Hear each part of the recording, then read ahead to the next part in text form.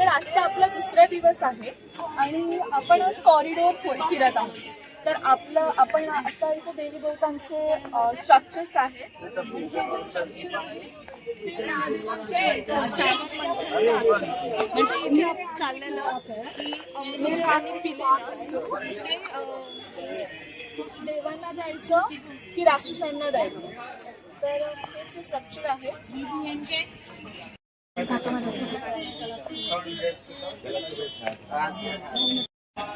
तर हा देखावा आहे महादेवांच्या बरातीचा, जेव्हा त्यांचं लग्न पार्वती यांच्यासोबत होणार होतं. जो स्ट्रक्चर आहे महादेवांचा तो त्या स्ट्रक्चर मध्ये दाखवलं आहे की चंद्रमा त्यांच्या डोक्यावरती विराजमान आहे. सप्तऋषी जे मंडल आहे, सप्तऋषी मंडल जे आहे त्यांना शिवाचे 5 मुख आहेत. तर त्यांचे नावं अघोर, सद्यज्योत, तत्पुरुष, वामदेव आणि ईशान्य आहे. तर आपण आता बघूयात त्यांनाच. चला मी तुम्हाला दाखवतो.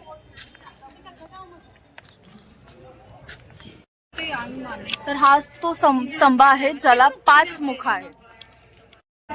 ज्यांनी हा स्तंभ घडवला ते 7 महर्षी, त्यापैकी एक श्री महर्षी भारद्वाज, जे देवगुरु बृहस्पतीचे पुत्र आणि त्यांचे गुरु द्रोणाचार्य जे आहेत त्यांचे वडील.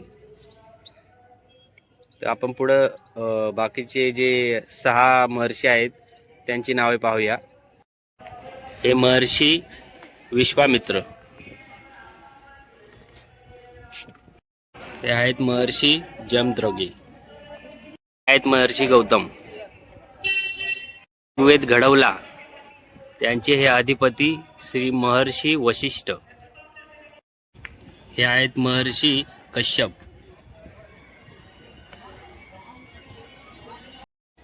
हे आहेत महर्षी कश्यप. त्यांनी दक्ष प्रजापती आहे त्यांच्या 17 मुलींशी विवाह करून देवगण, असुरगण व सर्व प्राणी जगताचा ज्यांनी विस्तार केला, हेच ते महर्षी कश्यप. महर्षी अत्री, ब्रह्मदेवाच्या नेत्रापासून यांची उत्पत्ती झाली. सर्व 7 महर्षींनी मिळून हा शिवस्तंभ घडवला.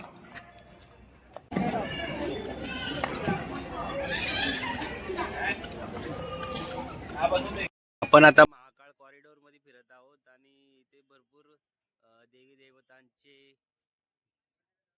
मूर्त्या, स्ट्रक्चर बनवलेले आहेत. कॉरिडोर बघितल्यानंतर आम्ही आता आलो त्रिवेणी म्युझियमला. तर इथे पर पर्सन 20 रुपीज आहे. माता मंदिर आहे जे आपलं महाकालेश्वरचं भक्त निवास आहे त्याच्याच बाजूला आहे.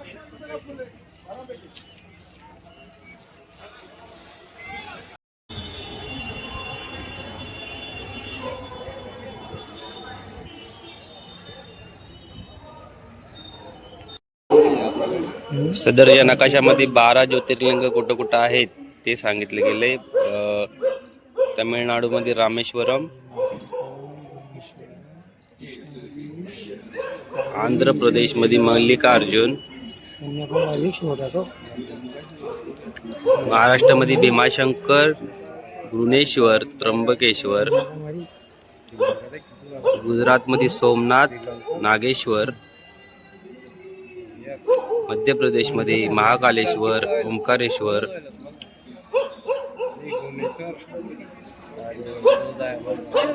उत्तराखंडमध्ये बद्रीनाथ, उत्तर प्रदेशमध्ये काशी विश्वनाथ, वैजनाथ.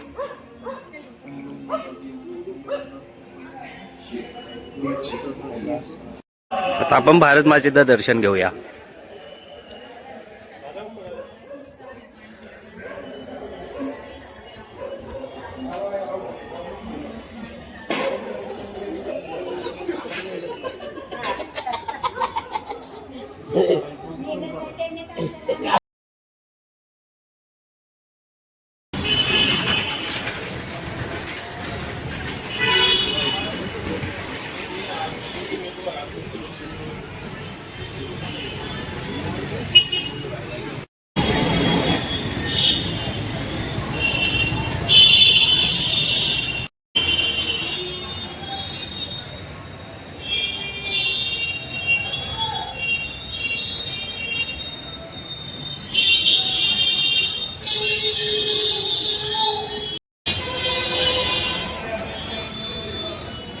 पंडित ये मंदिर को 24 खाम का मंदिर क्यों बोलते? ये 24 खंबे हैं, 6 नीचे 6 ऊपर 12 में 12 इधर 24। ये राजा विक्रमादित्य की आराधना देवी, उनने आराधना करी थी तो उनको राज हासिल हुआ था। उनके हाथ की नगर पूजा आज भी चढ़ती है, राजा महाराजा चढ़ाते थे, अब ट्रस्टर द्वारा चढ़ती है। और ये जो है उज्जैन में सबसे बड़ी देवी मानी गई है। यहाँ पे सिंगत का नहान अगर शुरू होएगा तो नहान के पहले यहाँ एक नगर पूजा कलेक्टर चढ़ाएगा, उसके बाद में नहान का शुरुआत होगी। और ये जो है नगर पूजा की सामग्री का पैसा आता है वहाँ से ग्वालियर टीजरी से, उस जमाने का 125 रुपया, बाकी का कलेक्टर मिलता है।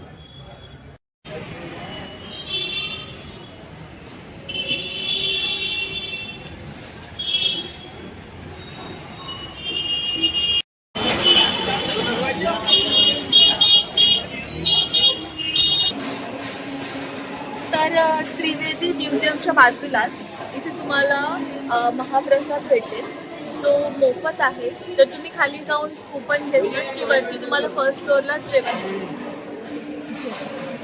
आपण जेवण करून चारधाम मंदिरला आलो, तर चला आपण बघूया.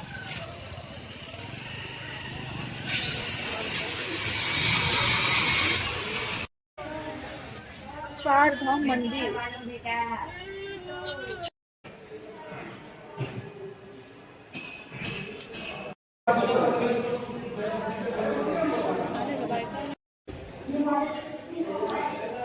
पता आमचा कोणाचा फोटो काढ तू तिथं उभं राहील का.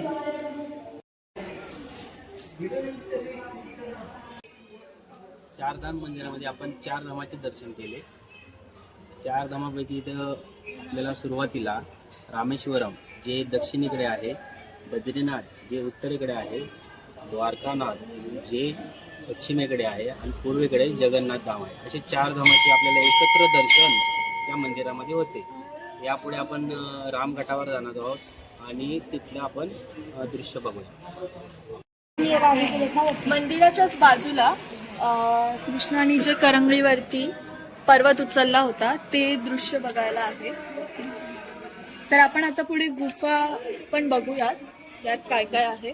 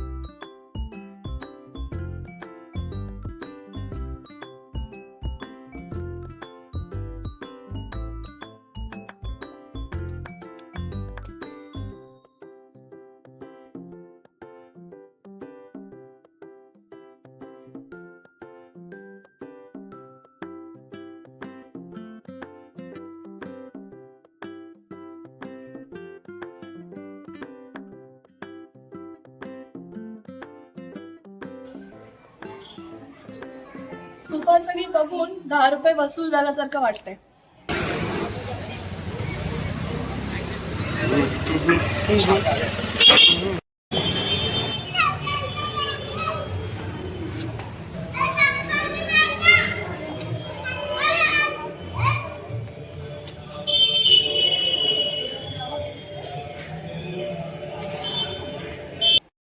चारधाम करून रामघाटावर आलेलो आहे. तर काल रात्री आम्हाला रामघाटावरती आरतीसाठी यायचं होतं, पण भैरवनाथ मंदिराजवळ खूप गर्दी असल्याने आम्हाला यायला भेटलंच नाही. तर आता आम्ही बघायला आलो ठीक आहे, आपण नेक्स्ट टाइम येऊयात तेव्हा मी तुम्हाला दाखवते रामघाट 4.